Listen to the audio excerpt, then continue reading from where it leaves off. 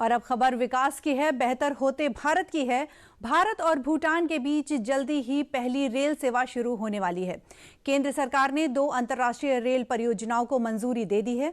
परियोजना जो भारत और भूटान के बीच के फासलों को कम करने के साथ दोनों देशों को और पास लाएगी। देखिए रिपोर्ट। जब अरमान की पटरियों पर विकास का लोहा दौड़ता है तो ये सिर्फ देश के हर राज्य को ही नहीं बल्कि दुनिया को भी भारत से जोड़ता है। साल दर साल भारतीय रेलवे नए मुकाम हासिल कर रही है।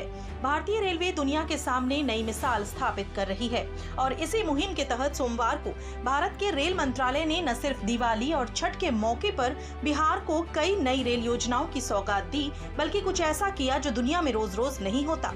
सोमवार को 2 भारतीय मंत्रालयों ने भारत की कूटनीति और विकास की शक्ति का दमखम दुनिया को दिखाया। दरअसल सोमवार को भारतीय रेलवे ने ऐसे 2 बड़े रेलवे प्रोजेक्ट को हरी झंडी दिखाई है।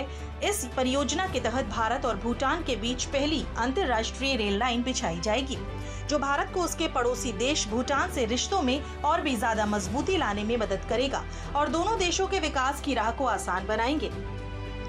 पर्यटन, रोजगार और व्यापार के लिए नए रास्ते भी खुलेंगे।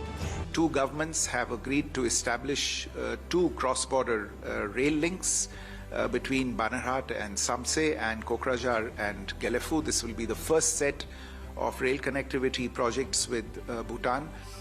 The memorandum of understanding for this connectivity was actually signed during the visit of the Prime Minister to Bhutan that I mentioned a short while ago last year, the one that took place last year.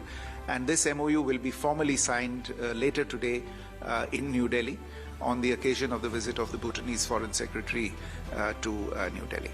ये project 2 देशों के बीच की दूरियों को पटरियों की मदद से कम करने में मदद करेंगे। इन प्रोजेक्ट से न सिर्फ दोनों देशों के बीच संपर्क बढ़ेगा बल्कि व्यापार, पर्यटन और लोगों की आवाजाही भी आसान हो जाएगी। सरकार ने 4033 करोड़ रुपए की लागत से 2 बड़े रेल प्रोजेक्ट को हरी झंडी दिखाई। पहला प्रोजेक्ट असम के कोकराझार से भूटान के गालेफू तक रेल लाइन बिछाने का है। 69 किलोमीटर लंबी इस लाइन पर 3456 करोड़ रुपए खर्च होंगे। दूसरा प्रोजेक्ट पश्चिम बंगाल के बनराहाट से भूटान के समत्से को जोड़ने के लिए है। इसकी लंबाई 20 किलोमीटर होगी और इस पर 577 करोड़ रुपए की लागत आएगी। This project is basically connecting 2 very important cities of Bhutan. One is Gelefu, as Foreign Secretary shared with us. This is being developed as a mindfulness city. And second is Samse, which is an industrial city. The 2 projects will take off from the network of Indian Railways at Kokrajhar and Banarhat. The investment which is envisaged at this point of time is about 4,033 crore rupees, and the total length is about 90 kilometers, to be precise. 89 kilometers of railway network will be created. ये परियोजनाएं भारत और भूटान के मजबूत रिश्तों को और मजबूत बनाने में मददगार साबित होंगी। भारत भूटान का सबसे बड़ा व्यापारिक साझेदार है और उसके अंतर्राष्ट्रीय व्यापार में भारतीय बंदरगाह अहम भूमिका निभाते हैं। भूटान के समत्से और गालेफू बड़े एयरपोर्ट इंपोर्ट हब हैं, जो भारत भूटान की करीब 700 किलोमीटर लंबी सीमा को जोड़ते हैं। ये भूटान में बनने वाला पहला रेल प्रोजेक्ट है जो भारत से सीधा जोड़ेगा। लोगों और सामान की आवाजाही पहले से कहीं आसान हो जाएगी। इस प्रोजेक्ट से इलाके के लोगों के लिए रोजगार और आर्थिक अवसर बढ़ेंगे। असम के कोकराझार से भूटान के गालेफू तक रेल लाइन प्रोजेक्ट की कुछ दिलचस्प बातों पर भी नजर डाल लेते हैं। प्रोजेक्ट को पूरा होने में करीब 4 साल लगेंगे। इस प्रोजेक्ट के रूट की कुल लंबाई 69 किलोमीटर होगी। इसमें 6 स्टेशन, 2 महत्वपूर्ण पुल, 2 वायडक्ट हैं, जिसका अर्थ है कि पूरा खंड एलिवेटेड है। 29 प्रमुख पुल, 65 छोटे पुल, 2 अच्छे शेड विकसित किए जाएंगे, 1 फ्लाईओवर और 39 अंडरपास, 1 रेलवे ओवरब्रिज और 2 माल लोडिंग पॉइंट शामिल होंगे। As Foreign Secretary very nicely explained, India is the largest trading partner of Bhutan.